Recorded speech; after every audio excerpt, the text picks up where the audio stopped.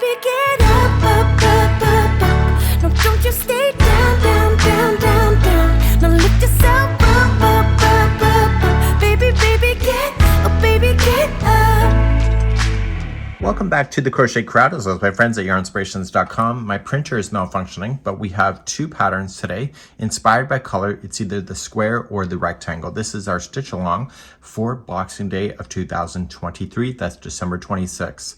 So what we have here is that the length of one side of the square is the same as the small side here of a rectangle. So the difference is that this in the pattern, so as we go ahead in the video, when I give you the instructions for the short side, it's the same thing of the short side here. So when Jeanne designed this, it was actually everything is in sequence of each other. So you can use both of the tutorials in order to do that. So you have to decide which way you're going to start. Are you going to start with a square or a rectangle? So what I'm going to do in today's bonus video is that you can download this. If you see the video description, you can get the link and you can get the first 3 rounds for either of these to get yourself started. The color difference between the two is slightly different, and so the sequence is different. So you'll see that there's 4 colors that were used in the square, and in the rectangle here there was 5 colors. So you can go through that. I'm just going to use the solid color on camera because most people substitute anyway. So I'm going to get yourself started. So this video will have both of the starts. We're going to start off with the square, and then the second half of this tutorial I'm going to go and start the rectangle, and then the next time I see you, then we are going to start this journey and you can just follow the instructions. So just follow the sequence for coloring. That is really the only difference between the two.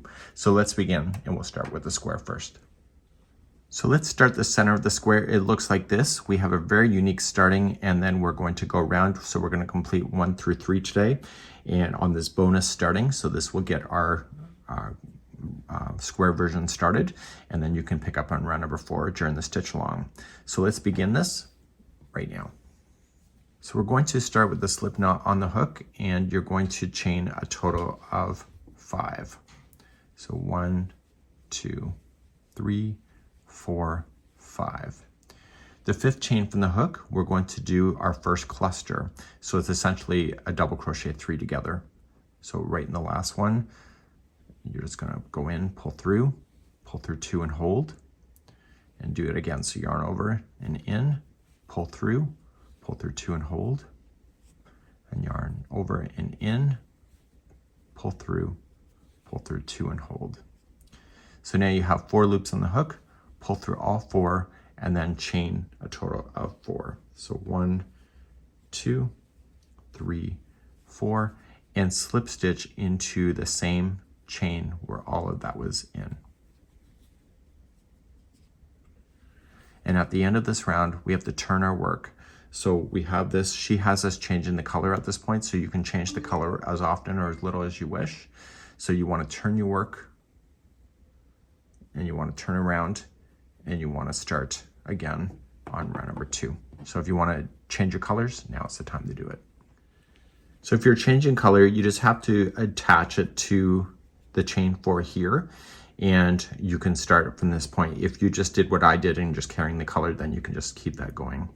So as we begin, we're going to start with a single crochet in the very beginning, and we're going to finish this corner when we get back around. So now we're going to chain 1, and in the same chain 4, you're going to single crochet, chain 2, and single crochet. So there's technically your first full corner. Chain 1 and jump over to the other chain 4 beyond the cluster, and you're going to create a new corner. So single crochet, chain 2, single crochet. You're now going to chain 1 and then start another corner. So it'll be single crochet, chain 2, single crochet, and then you were going to chain 1, and you were going to single crochet into this one here, so the other side of the cluster. So jump on over, and then she wants you to do a half double crochet join to the top of the first, and that will bridge that gap just like you see. So this is the very beginning, And so she doesn't want us to turn our work. She wants us to keep on going. And so you can change colors as often or as little as you wish. And I'm going to carry on to round number 3. So right where you're sitting on a corner. So the half double crochet is counting as the chain 2. So you have 4 corners going on. So she wants you to chain 1 and single crochet into the same corner. And then she wants us to put 1 single crochet in each one of the stitches and the chain 1 space. So there's going to be a total of 3 before you hit a corner. So you hit the first single, you hit the next space, you crochet the dog hair with it, and then single, and then the next single, and then the corner is next. So your corners will be the same of single crochet, chain 2, single crochet. So this side, you have your single, your space, your single, so fill those all in.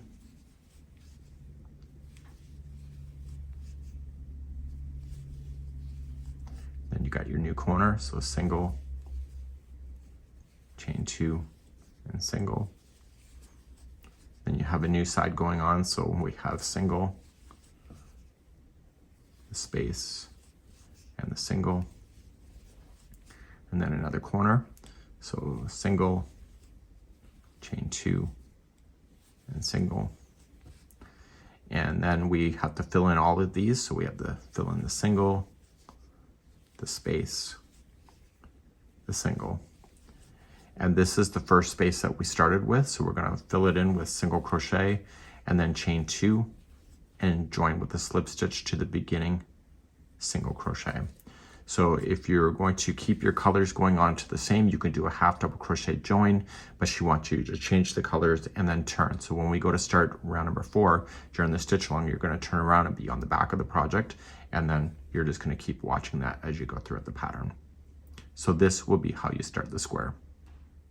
One little piece of advice I would give you is that if you're ever unsure which is the right side, if you just put in a stitch marker for this, because she's going to have you turn around due to the textures once in a while, just put this on the right side of the work. So we just finished right here. So whenever you see this, you know that you're looking at the good side, and whenever you see that, it's the wrong side. Okay, so all the texture is going to appear on the right side of the work. So do that, and that'll help you out a lot. So for those that would like to do the rectangle version, you're going to start off with your slip knot, and you need to chain a total of 37. So 1, 2, 3, 4, 5, 34, 35, 36, and 37. So once we have that done, we're now ready for the next part. So we're going to start off with the cluster work just like we did on the square, but the difference is that we're going to be clustering all the way across this chain. Starting 5th chain from the hook, so 1, 2, 3, 4. Turn it over and get the back hump of the chain. It'll probably look nicer. And you're going to cluster there. So yarning over and going in. So cluster is considered 3 together double crochet. So going in, pull through 2 and hold, and yarning over again, pull through 2 and hold, and one more time, yarning over, pull through 2 and hold. You should see 4 loops on the hook. You're going to pull through all 4. And then what we need to do to advance down this, we need to chain 1, and then we're going to skip the next chain, and then we're going to cluster into the next chain after that. So we're just going to go in, pull through 2 and hold. And this is a repeat pattern going all the way across this chain to establish ourselves for this. Once you see 4 loops, pull through all of them, chain 1, skip the next chain, and cluster into the next. So please do this all the way across. I'll be right back. So coming close to the end, I'm going to chain 1 after the last cluster. I'm going to skip 1, and I'm going to do 1 double crochet right into the very last stitch. So the only difference between the square and the rectangle is that if you pull it apart, you can see all the clusters here. So what she wants us to do is to turn our work. So we want to go back in the opposite direction, and we're going to start round number 2. You can start with a new color if you wish as well.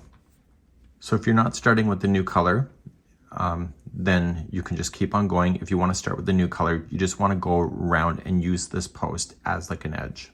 So you're going to start by just chaining 1 and single crocheting into the same spacing area. So you're going to use this as like a regular stitch work. So now you're going to chain 1, and you'll skip over the cluster and go into the chain 1 space, and you're going to do this all the way across.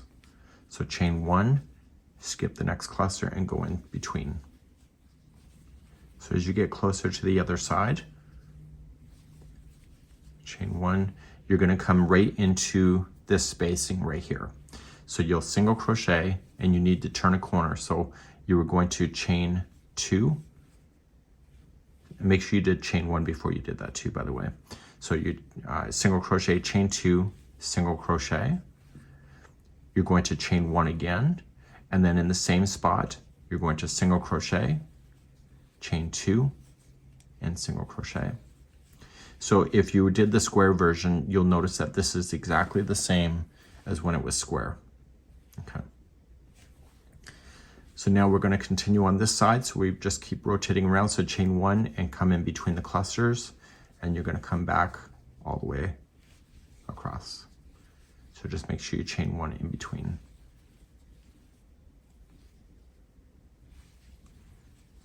It's a really interesting way of starting a blanket. I've never seen anything like this before. So Jeanne has us on our toes today. So truly a stitch sampler.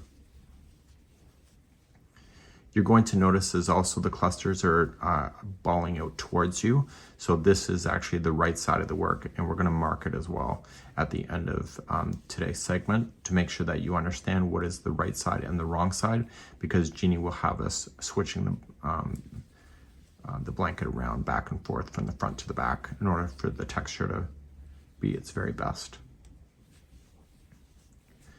So chain 1, and you're going to come into this space here where you started. So you're just going to single crochet, chain 2, and single crochet in. You're going to chain 1, and you already did a single crochet into the space. So you're just going to single crochet again into the space and then join with a half double crochet join to the very first single crochet that you started with. And so we don't want to turn it to the wrong side of the work. And at this point, what we would like to do, just pull this loop up, and let's just grab a spare piece of yarn from somewhere on the table here.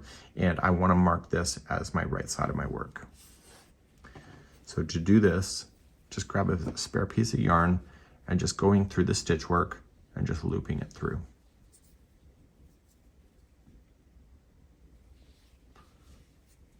It may become obvious what is the right side later on, but for now, let's just do this because it'll save you some grief. And I'm doing it for my own benefit more than you. So you're going to have that. So whenever you see this, this is the right side of the work. And whenever you see that, that is the wrong side. So let's carry on to round number 3, which is part of this bonus tutorial today.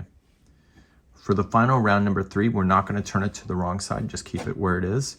And you're going to start and you're going to chain 1 and you'll single crochet into the corner so that half double crochet join is the space.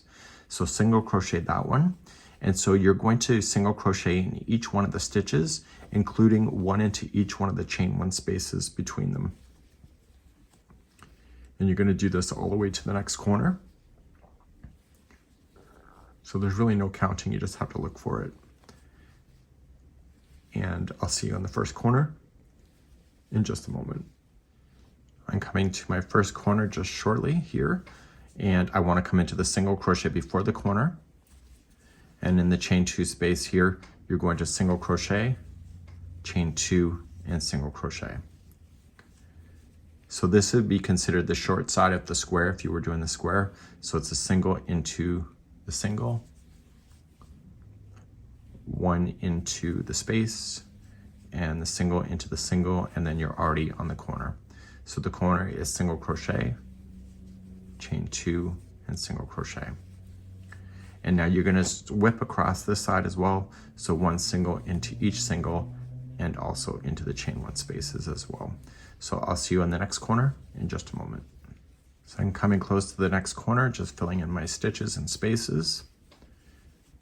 And so here is my corner here. So it's going to be single crochet, chain 2, and single crochet. And then we want to turn and do the short side. So 1 single into the single, 1 into the space, and 1 single into the single. And then what she wants us to do is go into the space and then chain 2 and join it to the top. If you don't want to change out your color, then what you could just do, instead of chaining 2, you could do a half double crochet join, and then you have this color ready to go in the next one. So this would be how you finish round number 3. So when we go to start round number 4, we need to turn it over to the back side, and whether it's the square or the rectangle, you can see that they're both very similar to each other, just from this point of view. So the short side of the rectangle or the square is going to be the same information, and the multiple that takes you across the rectangle is the same as well. So really, she's done a great job to keep us in balance, whether you're doing a short side or the long side, and you can end up with some really great stitch work at the same time. So I'll see you next time as we continue our stitch along with you. And this is Inspired by Color with Jeannie.